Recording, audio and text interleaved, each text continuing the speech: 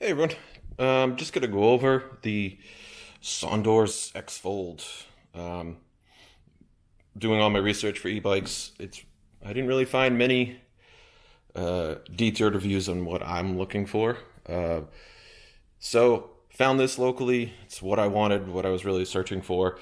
The overall look of the bike, I really like it compared to some of the other ones, and I wanted the folding up portion to save space in transport because it's a heavy bike. It's not super heavy, but it's heavy for a bike, and it being able to fold in the place I'm in.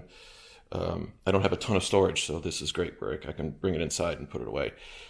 The bike here that I have has a few add-ons: the fenders, front and rear, and the rack with the bag. When I purchased it, this bike was stripped, had nothing on it. I was actually buying a different one, and then I saw the color. I'm like, I want that. And the seller threw in the accessory pack, which was great.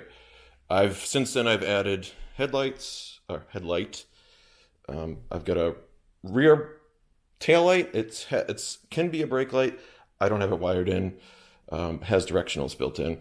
All right, so we're gonna go over some of the features that I really like about the bike. So the first thing, when I got the bike, they had the screen off to the side up here. It was kind of funky. It was tilted. Screen wasn't straight on. I was actually able to fit it right here in the center. It's not going anywhere. I'm pretty happy with it there. I slid over the controls a little bit. This wire is pretty tight. This is as far as over as I can get it. Here's the add-on. Got the horn, directional, and lights. This has 7-speed. I never switch the gears. It's always in the 7th gear. Plunger throttle. Not a huge fan of the plunger throttle. I've ridden a one that has twist. Obviously can't with this, but not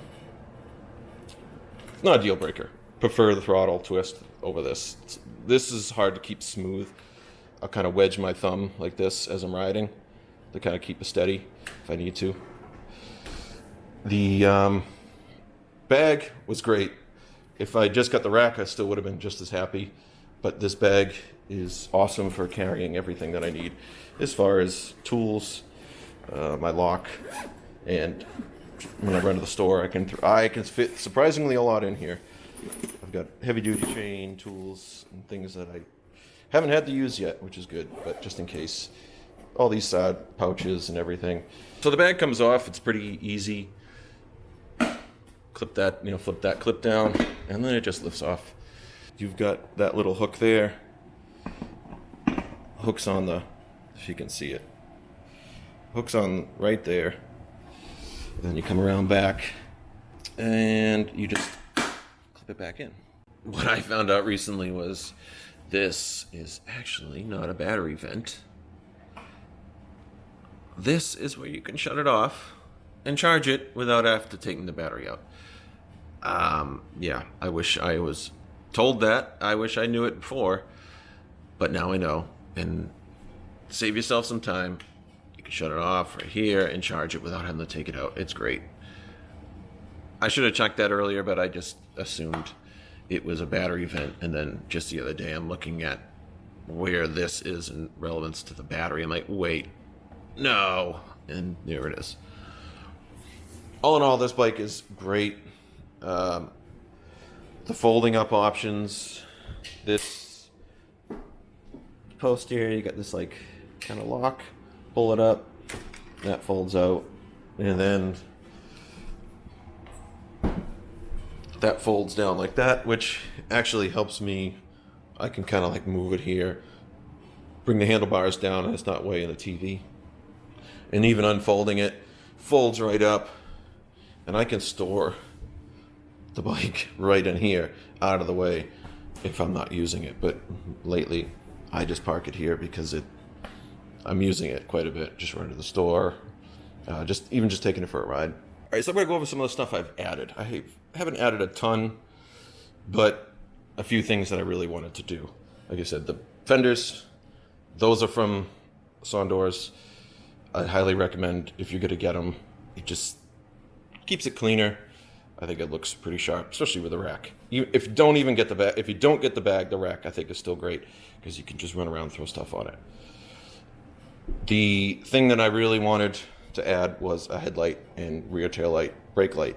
A friend of mine has an e-bike that has a full working brake and headlight from the factory, and it was really nice. This doesn't have the directional like this does. I got this kit off Amazon. It's got the headlight up front, which is really bright. You know, 4 LEDs, bright enough where I feel pretty comfortable riding at night. I was able to fish everything inside the frame, along with even the control. This is all factory, like wire loom. So I tried to stay with that. Tried to make it look as factory as, as much as I could. Like I said, it's got the headlight, the horn. Actually, I'll turn it on. Okay, yeah, see the plug. All right. Headlight's really great. Like I said, really bright, along with the tail light too. Tail light is actually pretty bright. More so where I even think that the brake light might be hard to see. So we'll put the directional on.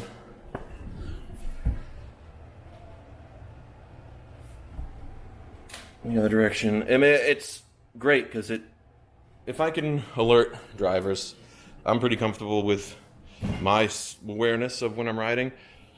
Others, not so much. So if I can help out with notifying them what I'm doing, that's a plus. So, horn, it's really loud and kind of annoying. I've actually thrown some foam on it because the speaker's on the back of the headlight. So I've thrown some foam on it to try and deaden the sound because it's really loud and I'm afraid I'll scare people. I honestly haven't even used it. I may try to deaden it even more.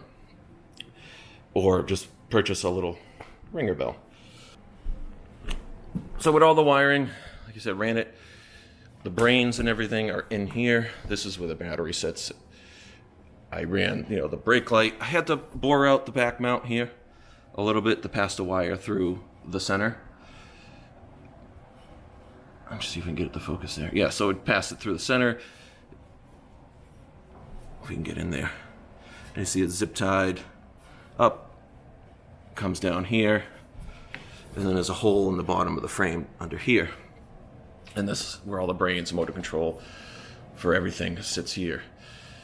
I was able to pass everything down the front, down under, and then there's actually an escape hole here that runs under, and then back up into this section.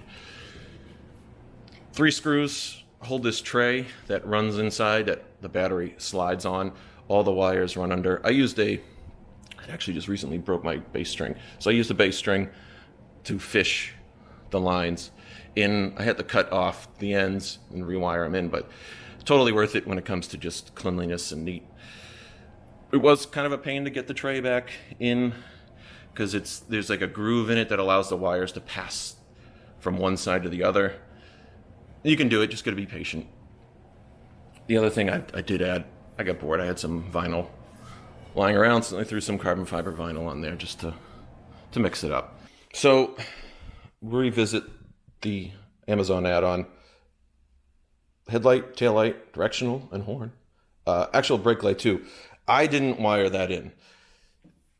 I may in the future, but there's some stuff I got to go into, trace out some wires, find out, because the brakes handles actually have a trigger in them, because when you brake, it will shut the motor down. So I got to find that trigger wire in here, and then I can wire it in for a brake light and go over how I installed it and show you, because the kit itself is really cheap, and I got it on Amazon and it came relatively quick.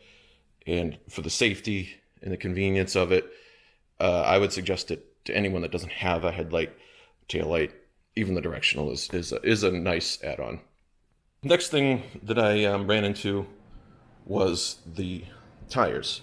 I was excited that these would probably be comfortable because they're so big and squishy, but what I didn't realize is how thin the actual rubber is for the tire. Got my first flat ever on my rear. And when I pulled it off, I found a tiny, tiny piece of metal. Almost looked like maybe a staple, or maybe in a piece of paper clip.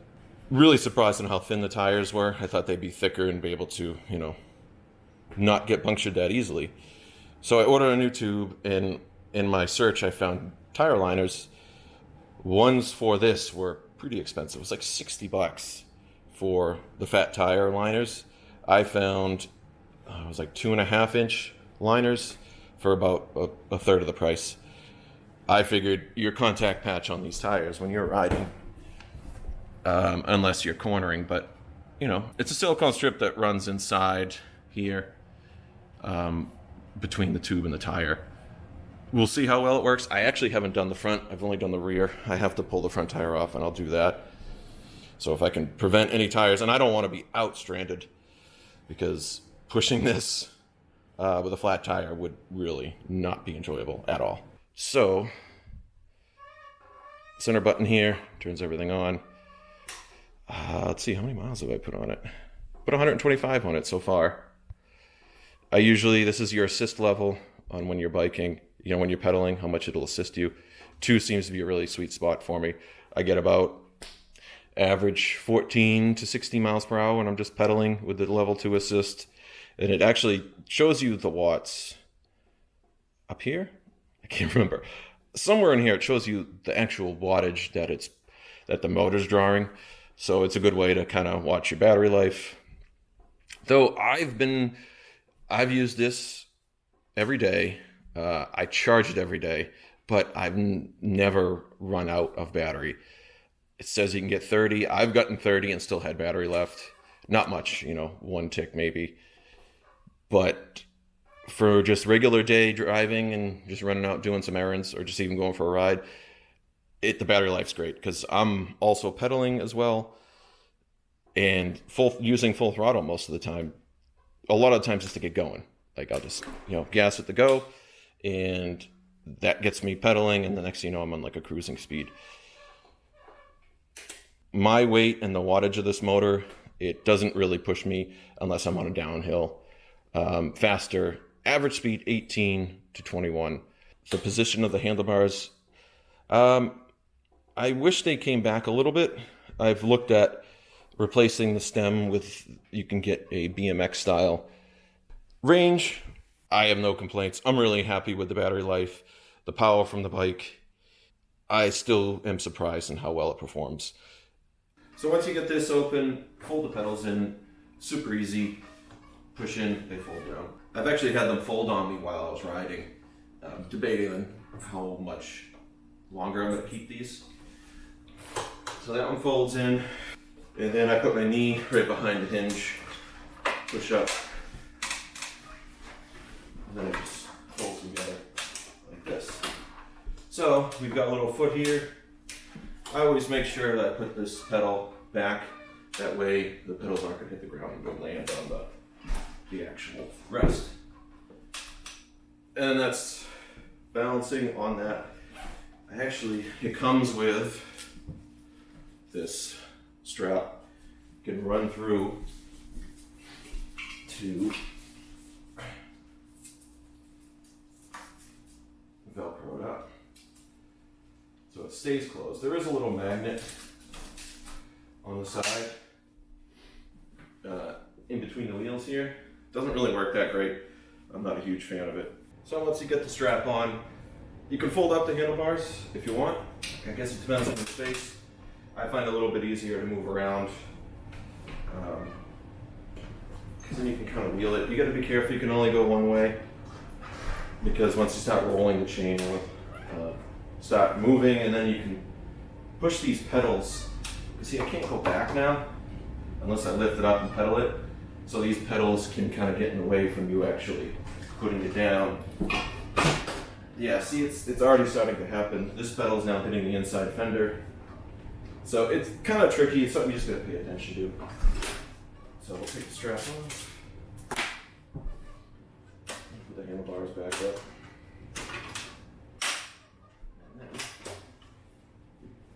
So here's another thing just happened that happens to me a lot. This this ends up falling in when I go to close it, so keep an eye on it. And it just folds up, lock it, safety back, and that's that. Well, so all in all, this bike, I enjoy it. I'd buy it again, given the chance. I'm enjoying the upgrades and the small modifications I'm doing to it. I'm gonna keep going with it. You know, swap out the tires. Maybe eventually put the 750 motor in it. I don't know, the 500. The way the bike stands, it's perfect the way it is. I might do things, like I said, to customize it, personalize it a little bit more. If you're looking for an e-bike, the SONDORS X is great. I didn't get a chance to ride many other foldable bikes, just because they're hard to find physically at a store. And then when I was looking a few months ago, when you look online, they were really hard to find even then. So when I first got the bike, it had nothing on it. I got a picture, I'll put it up right here. So it gives you an idea what the stripped down one looks like. That's gonna wrap up everything I have to say about the SONDORS X Fold. I'm excited to keep doing small modifications, maybe large modifications, whatever I find, whatever deals. Seat is getting replaced next Wednesday. Should be in next Wednesday. Got a nice spring seat to soften up the ride, because it can be rough. Other than that, I got nothing else planned besides just regular maintenance, keeping it clean. But if you guys want to see me explain anything else or have any ideas, put them in the comments and I'll definitely check them out and respond to anything or any questions you guys have. But that's gonna wrap it up. Everyone, take care.